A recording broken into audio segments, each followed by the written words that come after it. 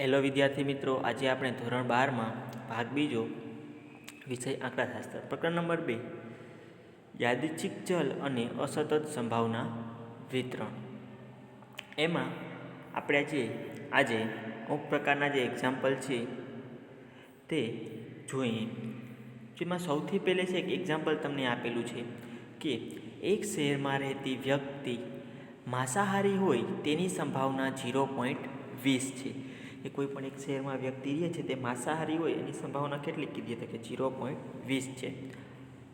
આ વિસ્તારમાંથી યાદચ્છિક રીતે પસંદ કરેલ 6 વ્યક્તિઓમાંથી વધુમાં વધુ 2 વ્યક્તિઓ માંસાહારી હોય તેની સંભાવના શોધો. જો શું કીધું છે, એની સંભાવના કેટલી છે માંસાહારી હોય એની 0.20.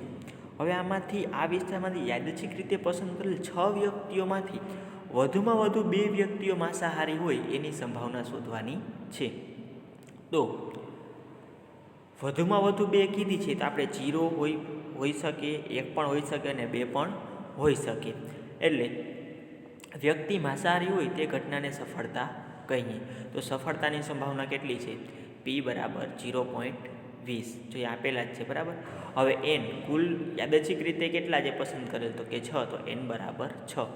હવે આપણે x લેવાના છે. તો x બરાબર કેટલા આવશે? તો એમાં એમ કીધું વધુમાં વધુ 2 વ્યક્તિઓ માંસાહારી હોય એની સંભાવના શોધો. કે વધારેમાં વધારે 2 હોવી જોઈએ. તો ન કેટલી તો કે 0, 1 અને 2 છે ત્યાં સુધી આપણે લેવાના હોય. તો x પસંદ કરેલ વ્યક્તિમાંથી મળતી માંસાહારી વ્યક્તિની સંખ્યા લઈએ તો x > માટેની સંભાવના માટે દ્વિપદી સંભાવના વિતરણનું સૂત્ર જે આપણે લખતા એ આવશે કે P of x બરાબર NCx P ઉપર x Q n - x. હવે x બરાબર શું લેવાનું છે તો કે 0, 1 અને 2.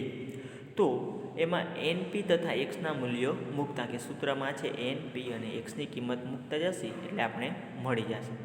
જો p of x બરાબર એકવાર 0, એકવાર 1 અને એકવાર 2 લેવાનું, બરાબર. તો શું થશે? p of 0 plus p of 1 plus p of 2 થશે. એ રીતે કે p of 1 plus p of 2 plus p of 2. હવે અહીંયા શું થઈ જશે તો કે જો n કેટલા આપેલા છે તો કે n 6. પછી પહેલે x બરાબર કેટલા લીધા? 0 લીધા, પ્લસ કૌંસમાં p ઉપર x 0 લીધો એટલે અહીંયા પણ 0 આવશે. એટલે q કેટલા આવશે? 1માંથી 0.20 બાદ કરો એટલે 0.80. પછી n અહીંયા જો q ઉપર n - x એટલે x 0 છે એટલે 0 એટલે એના 6 એમનેમ રહેશે nના. ત્યાર પછી પ્લસ p1ની કિંમત આવે. p1 એટલે કે x બરાબર 1 લેવાના. જ્યાં આ સૂત્રમાં x દેખાય 1 મૂકી દેવાનું. 6c1 કૌંસમાં 0.20 પર 1 બધા કૌંસમાં 0.80 પછી 6 - 1. શા માટે 6 - 1? તો કે n બરાબર 6 અને x બરાબર આપણે 1 લીધો એટલે. હવે x બરાબર કેટલા લેવાના? 2. અહીંયા સૂત્રમાં જ્યાં પણ x દેખાય અહીંયા 2 મૂકી દેવાના અને n બરાબર 6.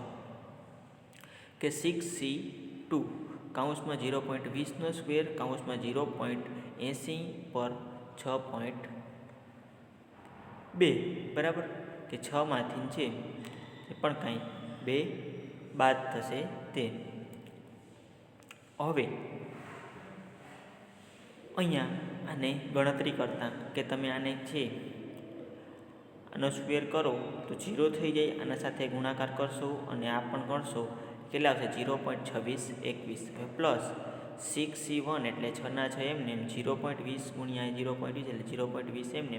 પછી 0.80 ને 5 વખત ગુણાવશો એટલે 0.377. ત્યાર પછી 6c2 એટલે 6 ગુણ્યા 5 કરશો એટલે 30 આવશે. 30/2 એટલે 15. હવે 0.20 ને 2 સાથે ગુણાવશો તો કેટલા આવશે? 0.04 અને 0.80 ને પણ એ સાથે ગુણાવશો જે વધે એના સાથે તો 0.4096. બધાનો સરવાળો, આ બંનેનો ગુણાકાર આ ત્રણેયનો કરશો એટલે 0.3932. આનો પણ ગુણાકાર કરશો એટલે 0.2458. બધાનો સરવાળો કરશો તો એના બરાબર 0.9011 છે એ આપણને જવાબ મળશે. ત્યાર પછી બીજું એક્ઝામ્પલ છે કે એક દ્વિપદી વિતરણ માટે મધ્યક અને વિચરણ અનુક્રમે 3.9 અને 2.73 છે. જો અહીંયા મધ્યક અને વિચરણ કેવા છે? 3.9 અને 2.73 છે. તો આ વિતરણમાં કરેલ બર્નોલના પ્રયત્નોની સંખ્યા શોધો તથા પી ઓફ એક્સ લખો. જો બર્નોલના પ્રયત્નોની સંખ્યા પણ શોધવાની છે, આમાં મધ્યક અને વિચરણ પણ આપેલું છે, અને પી ઓફ એક્સ પણ શોધવાના છે. અહીં વિચરણ એટલે કે NPQ જો આપણે આગળ જોઈ ગયા એ મુજબ કેટલું આવશે વિચરણ? 2.73 તથા મધ્યક એટલે 3.9 એટલે કે NP છે. હવે માટે Q બરાબર શું આવતું? વિચરણના છેદમાં મધ્યક. જો હંમેશા Q બરાબર શું આવશે? તો કે વિચરણના છેદમાં મધ્યક, મોટી કિંમત છે છેદમાં આવશે, અને મધ્યક છે એ હંમેશા કેવો હશે? વિચરણ કરતાં મોટો હોય છે. તો 2.73 ભાગ્યા 3.9 બરાબર કેટલા આવશે? તો કે 0.7. હવે P બરાબર 1, હવે Q મળી ગયું 0.7, તો P બરાબર કેટલા હતા? તો કે 1 માઇનસ Q એટલે કેટલા મળશે? તો કે 0.3 છે તે આપણને મળશે. શેના બરાબર મળ્યા? તો કે Q બરાબર આપણને 0.3 મળ્યા. હવે N બરાબર NPના છેદમાં P એટલે કે મધ્યકના છેદમાં P. જો અહીંયા આપણને Q બરાબર કેટલા મળ્યા? 0.7 મળ્યા. હવે P કેટલા હોય? તો કે 1 હોય, તો Q તો 0.7 છે, તો 1માંથી 0.7 બાદ કરશો તો આપણને કેટલા મળશે? P મળશે. તો અહીંયા P પણ મળી ગયા, એટલે 3.9 ભાગ્યા 0.3 કરશો એટલે જવાબ છે તે 13 મળશે.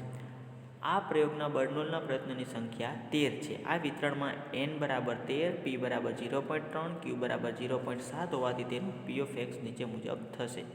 હવે બધી કિંમત છે મળી ગઈ, તો P ઓફ એક્સ એમાં કિંમત મૂકી દેવાની. P ઓફ એક્સ બરાબર Nની જગ્યાએ શું કરવાનું? 13 મૂકવાના, પછી C એક્સ એમને, પછી Pની જગ્યાએ 0.3, એક્સ એમને, Qની જગ્યાએ 0.7, Nની જગ્યાએ 13 માઇનસ એક્સ. હવે એક્સ બરાબર તમે શું લઈ શકો? તો કે 0, 1, 2 એમ 13 સુધી તમે લઈ શકો છો. ત્યાર પછી આવે છે એક્ઝામ્પલ કે યુદ્ધ દરમિયાન દરિયાઈ સફરમાં સરેરાશ 9માંથી 1 જહાજ ડૂબી જાય છે. જો સરેરાશ 9 જહાજ છે, એમાં યુદ્ધ દરમિયાન એક જહાજ એવું છે કે ડૂબી જાય છે. જે 6 જહાજના કાફલામાંથી 5 જહાજ દરિયાઈ સફર કરી સલામત રીતે પાછા આવે તે ઘટનાની સંભાવના શોધો. જો 6 જહાજ છે એમાંથી 5 જહાજ છે સફર કરી અને પાછા આવે એની સંભાવના જે આપણે શોધવાની છે.